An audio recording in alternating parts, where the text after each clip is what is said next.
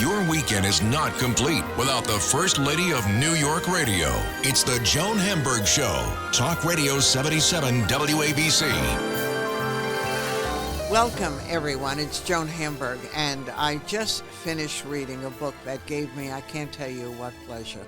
It was called Paper of Wreckage. It's the rogues, renegades, wise guys, wonkers, and relentless reporters who redefined American media. Among its author, Susan Mulcahy, who's a wonderful writer. I had not really been in touch with Susan for a long time, so I got a big kick out of the book. And I loved going back to the New York Post, one of, some people would say, forbidden hidden pleasures. It was certainly one of mine, and I loved reading the cast of characters. And you're going to love reading about Rupert Murdoch and his story and his family and what happened when he took over this paper. In fact, Murdoch, this is one of the things that he became involved in immediately in our country. And yet the Post was, to me, whether it was the gossip column, which I have to tell you was something I had to read almost every day, but all the names that you saw, they're still around, a lot of them. That's where you learned about Woody Allen having an affair with Sun Yi and a whole bunch of other people. The headlines were incredible. They're still famous for their headlines, but there were no headlines like that. Headless body in topless bar, which is definitely included in the book. Bad Hair Day, H-E-I-R, about the son of Brooke Astor. It's a pleasure. Anyway, Susan, what made you and your co-writer decide it was time to take a look at one of the really great newspapers and the lives of reporters at a different time? Well, Joan and I had been thinking, starting in 2016, right before Trump became the Republican nominee, I wrote an article about him for Politico, the big Politico website, right, and what it was like covering him in the 80s and how I realized that he was a pathological liar and wrote about it in a book that I did back then. So it got me thinking about the Post, and over the next couple of years, the Post was just I read it every day regardless, but I started thinking about it, and I did a piece for the New Yorker on Myron Reshetsky, a guy who maintains a large email community called Post Nation, which sort of keeps all the old posties informed of major events. Anyway, and I just thought it's time to tell this story. It really is, because institution. It goes back to 1801 when Alexander Hamilton founded it.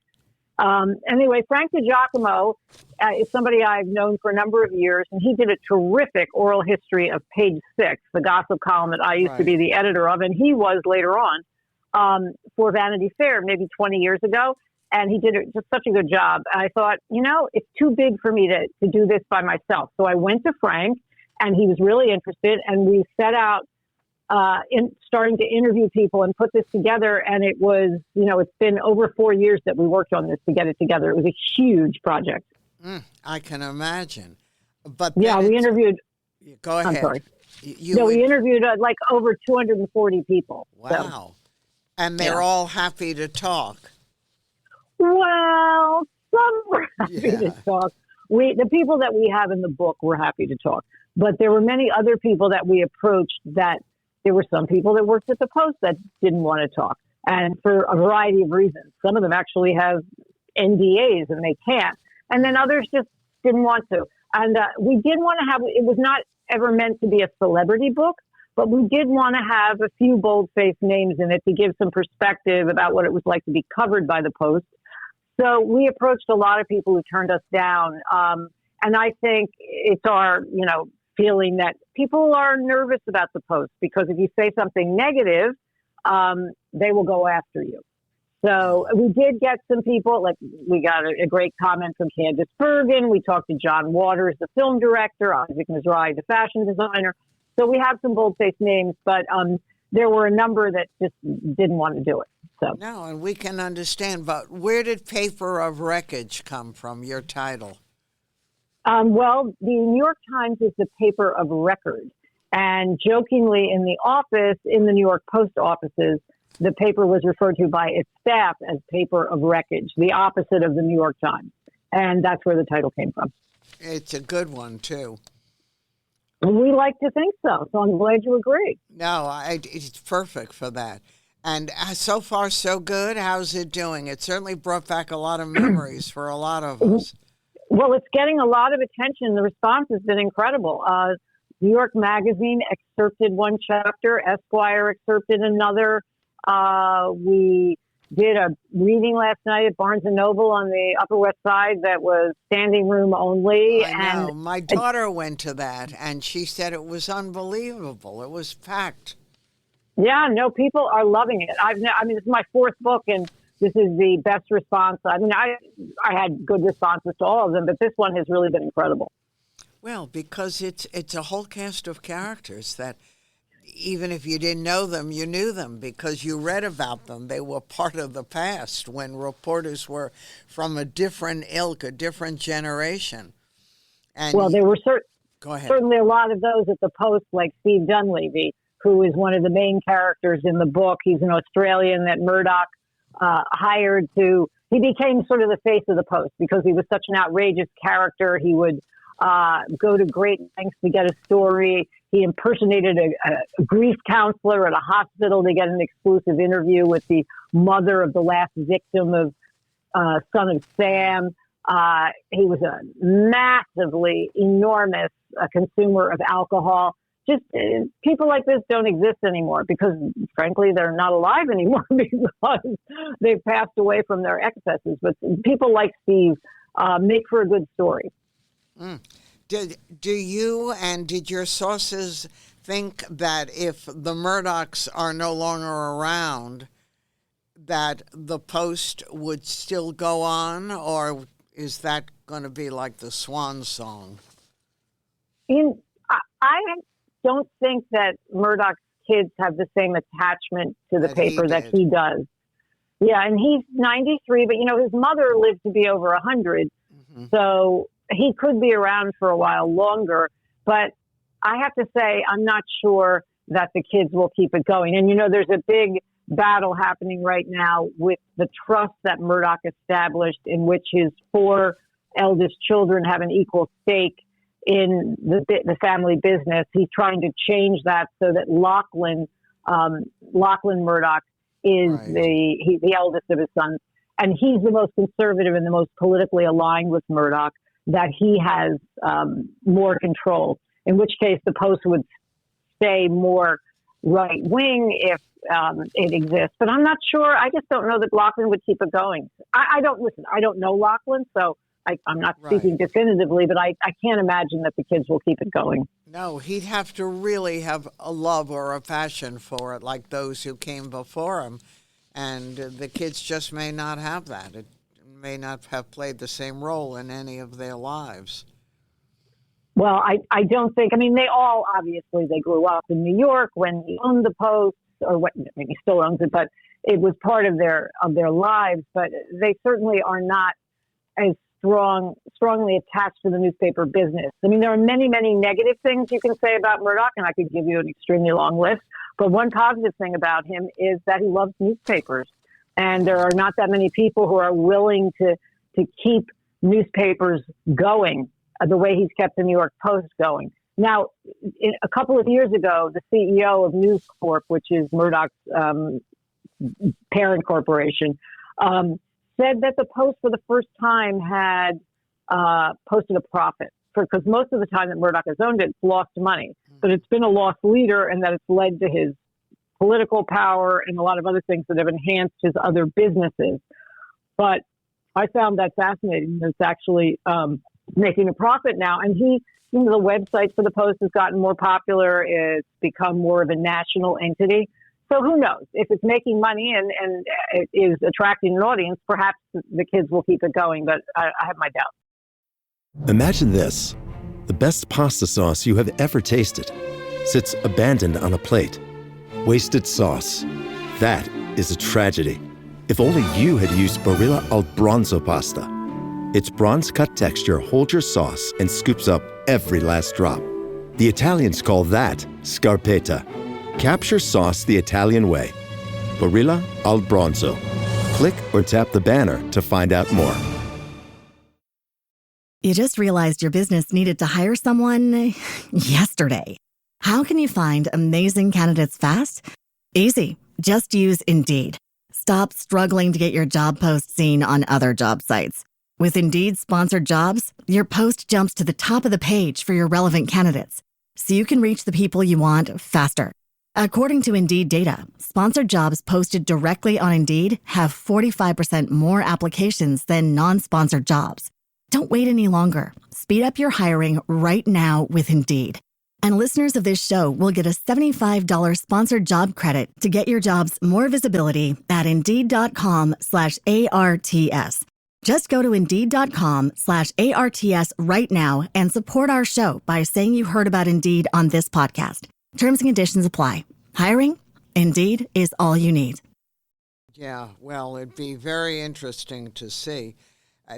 Those of you may not recall that the Post is probably the oldest daily newspaper, published newspaper in the country. Is that still accurate?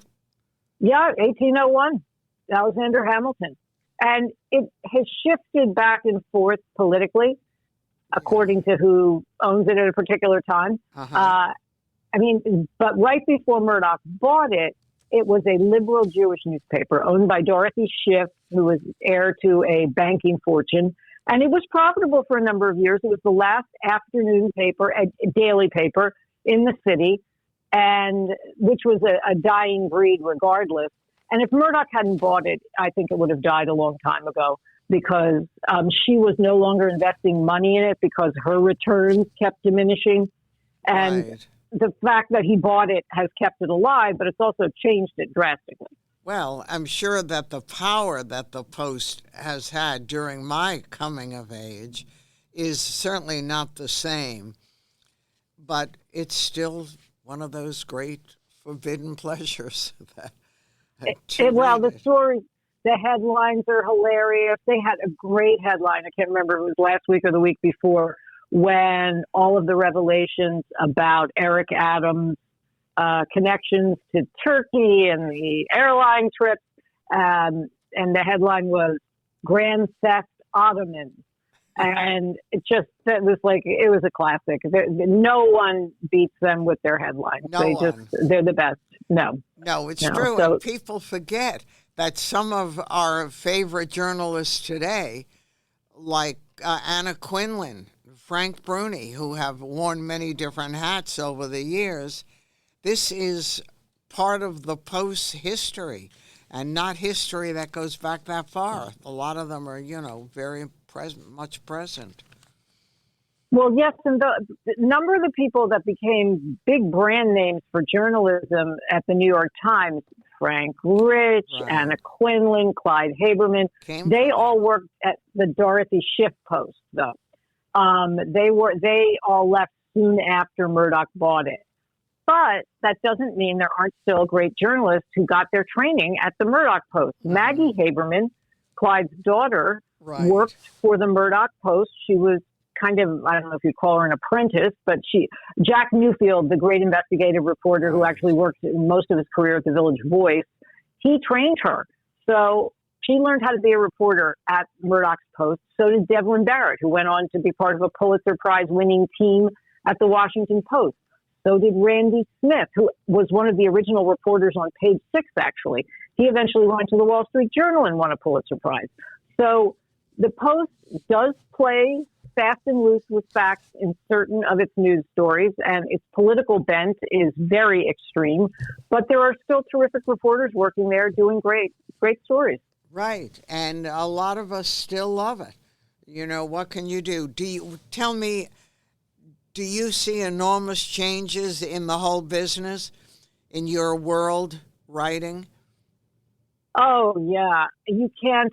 After I was in the newspaper business for about 10 years, I became the editor of Avenue Magazine, which was a fantastic job. I loved it. And we paid $1 a word to writers for stories. And I was always apologizing because at that time, Hearst, Condé Nast, they paid people at least $2 a word. And if you're a well-known writer, you might get a lot more than that. And so I'm apologizing to these writers.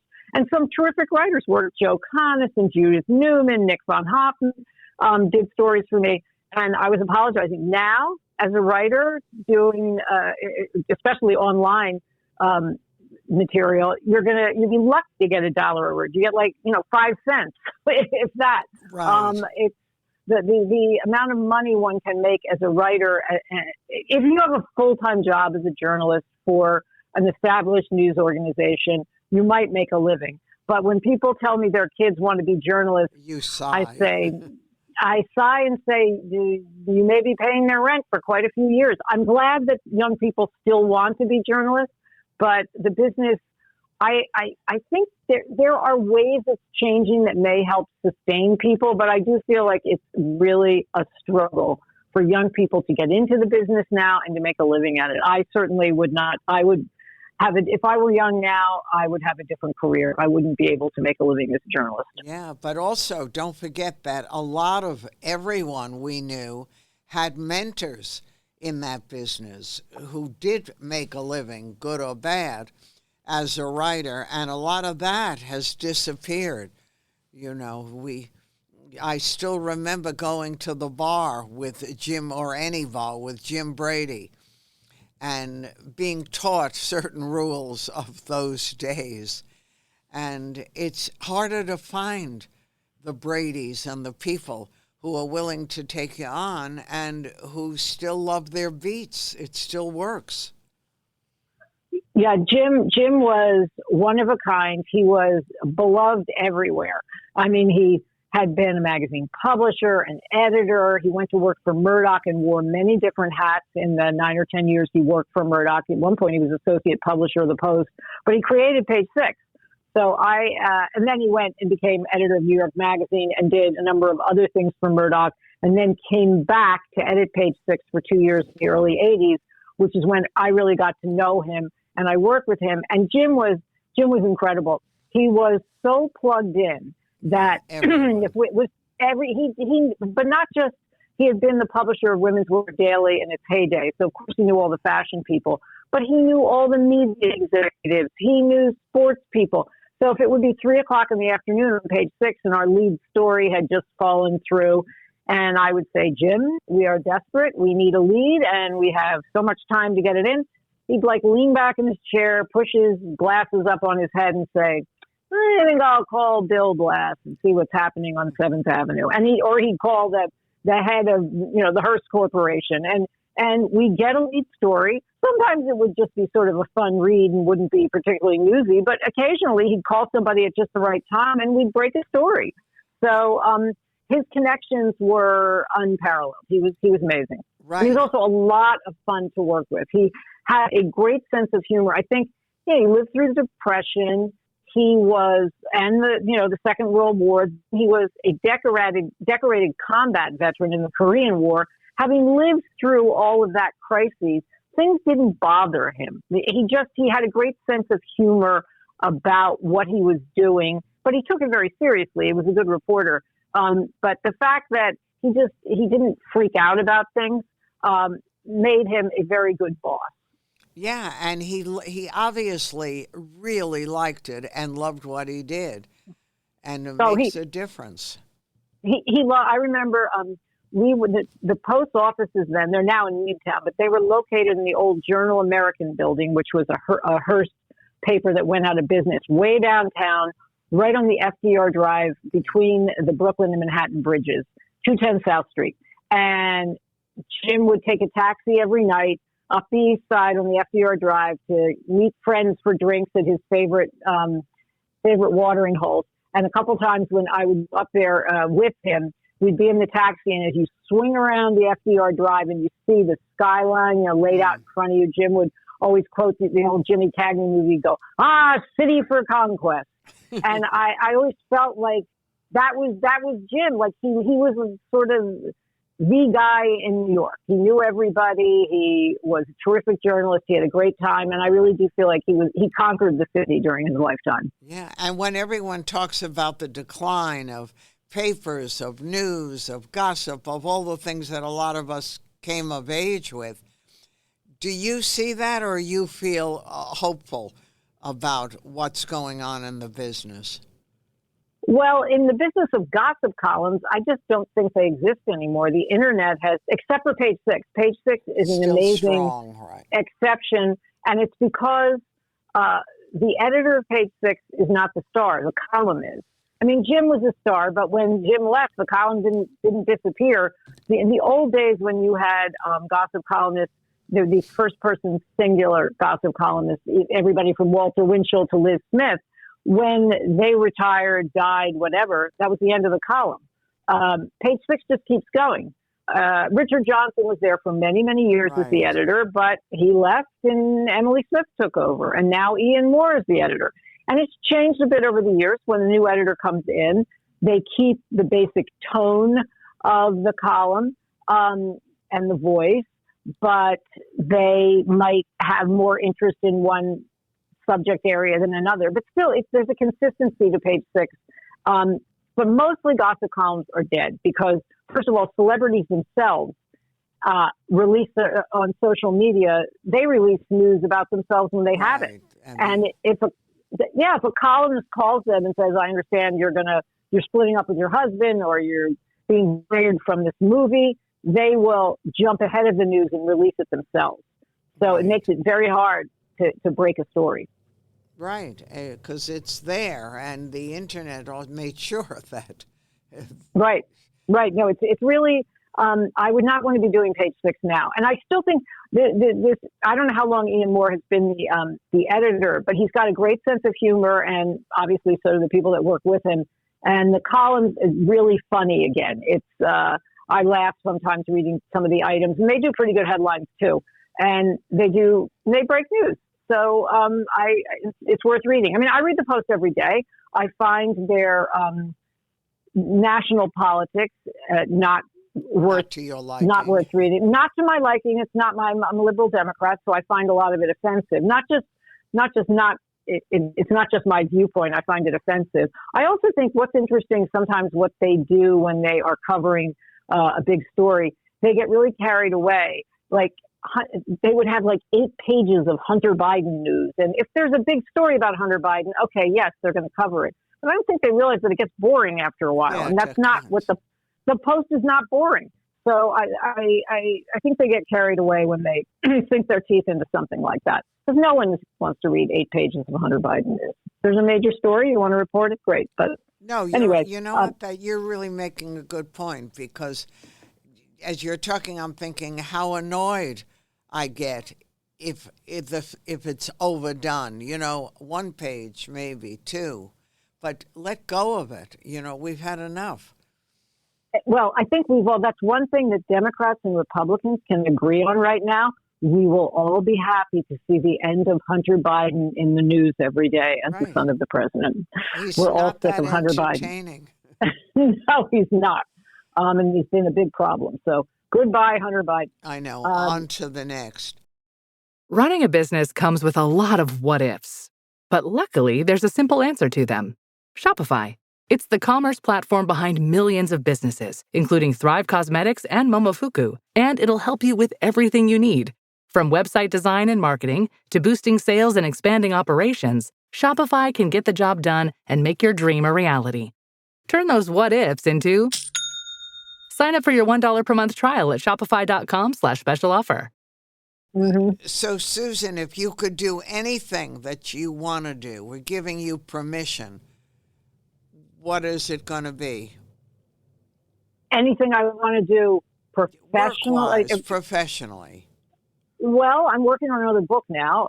It's a biography of Ruth Draper, the great monologue artist who influenced all sorts of people, everybody from Lily Tomlin to Mike Nichols and David Mamet.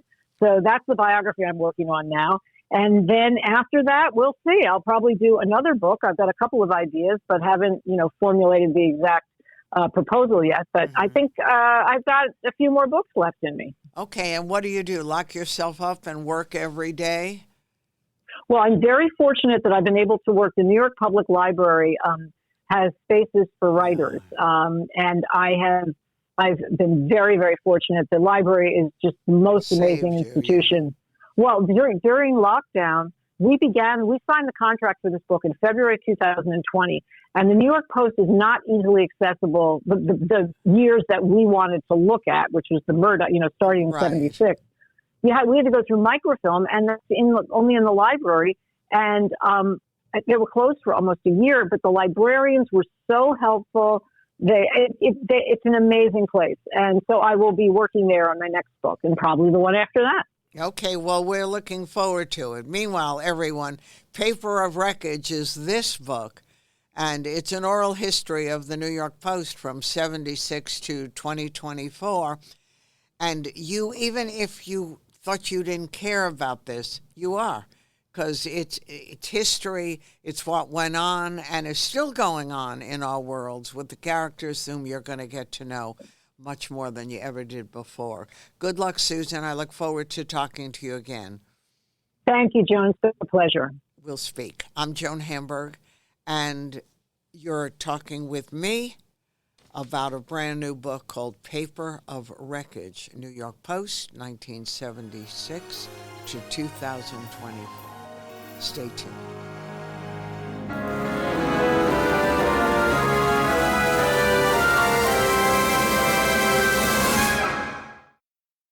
Americans love using their credit cards, the most secure and hassle-free way to pay. But D.C. politicians want to change that with the Durbin-Marshall credit card bill. This bill lets corporate megastores pick how your credit card is processed, allowing them to use untested payment networks that jeopardize your data security and rewards. Corporate megastores will make more money, and you pay the price. Tell Congress to guard your card, because Americans lose when politicians choose. Learn more at guardyourcard.com.